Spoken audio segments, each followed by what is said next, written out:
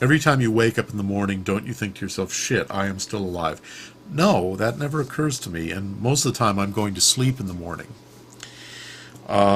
If you were turned into a pig, what would you do? Try to catch the eye of a rich celebrity who would let me live in their mansion in Malibu. If if TAA was in reality your biological son, would you kill yourself?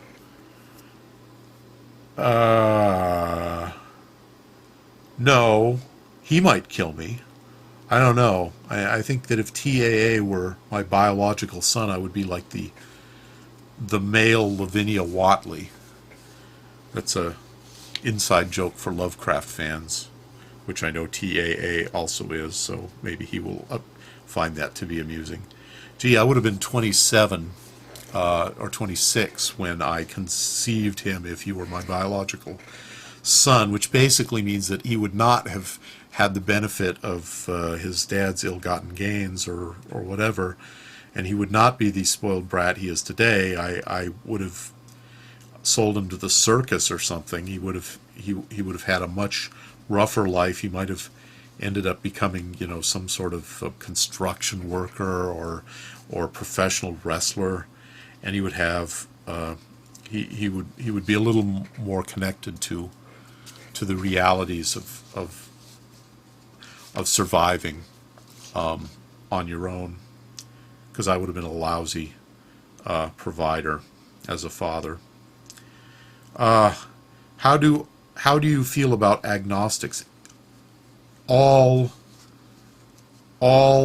intellectually honest atheists are agnostics, including Richard Dawkins. He will always say it. He doesn't like it, but he has to admit it because he's intellectually honest. Any atheist who claims to not be an agnostic is really a theist. firetu asks, what kind of zombies are cooler? Parasitic aliens that take over brains, some kind of zombie virus, or voodoo zombies controlled by Bokor? Well, I don't know about Bokor, but voodoo zombies can be cool. Zombies created by a virus, of course, are the post-Romero classic zombies, and you can do so much with them. I really like those kind of zombies. Parasitic aliens that take over brains, interestingly enough, is the zombification of people by parasitic aliens is the subject of one of the books that's coming up in the question about what science fiction books do you like, so I'll leave it for that. One of my favorite books about parasitic aliens that take over the minds of people and turn them into their thralls. Innkyblott asks, besides working right now, what are the benefits of not being in the Writers Guild? And do you support the writer's strike in principle, not in striking with them or anything? Apart from being able to work during a strike every 20 years, I can't really think of a benefit to not being in the Writers Guild if you could get into the Writers Guild. If you can get into the Writers Guild, you're in almost every way better off than if you're not in the Writers Guild. The only thing that I could see, the only caveat I would have about that is if you got into the Writers Guild and then found out that you couldn't get another job from a guild signatory, and people, meanwhile, independent and non-guild signatories were like trying to give you work, which is not very likely in and of itself, then you might suddenly feel that you were out of your depth. And I think that, I really haven't kept up on my Writers Guild lore because I've never been in the Writers Guild. I have to admit, I have never really come close to getting into the Writers Guild. There once was a time where I paid attention to all the bylaws, but I think that at this point, if you don't get work in the Writers Guild, they kick you out after a short period. It used to be once you got in, you were in for life, but they may have actually changed that. And that change, I believe, had to do with health insurance. There's no.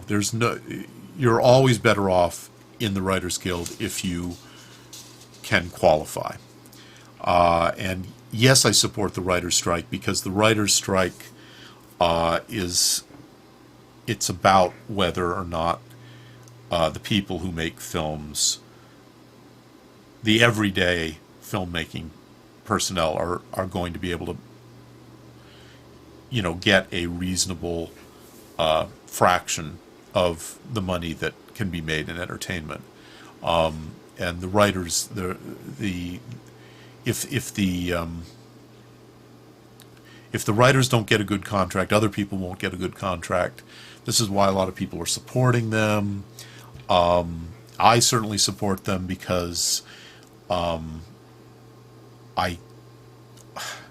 still have this vague fantasy that someday I might actually get into the Writers Guild.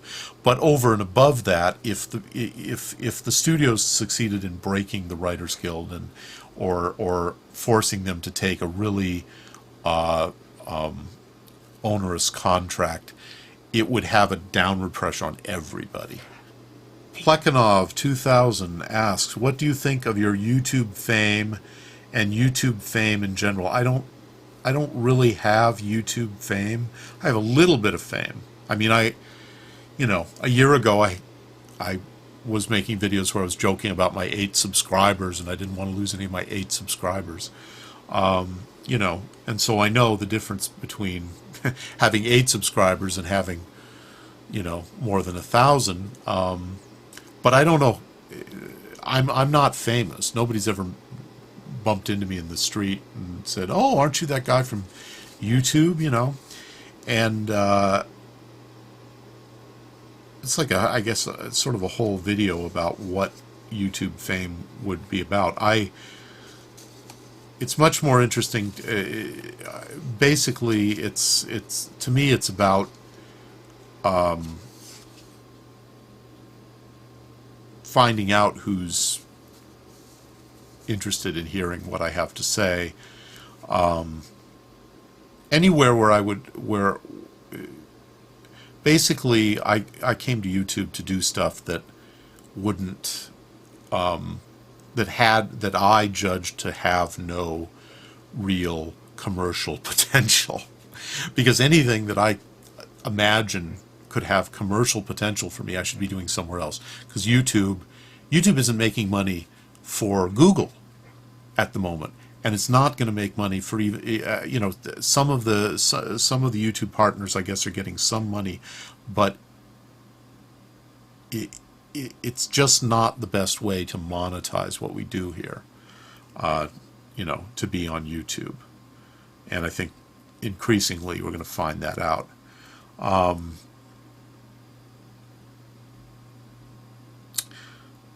Duck 1987 back again. If atheists claim there is no God, does that mean that at some point metaphysically God existed and the atheists only now just reject him? No, it doesn't mean that at all. Does that really make them agnostics who simply try to run after their own truth? Atheists are... I'll have to do a video about what I mean when I say that I'm an atheist. And now's not the time, and I don't know where you're coming from, and people are already massively bored with this.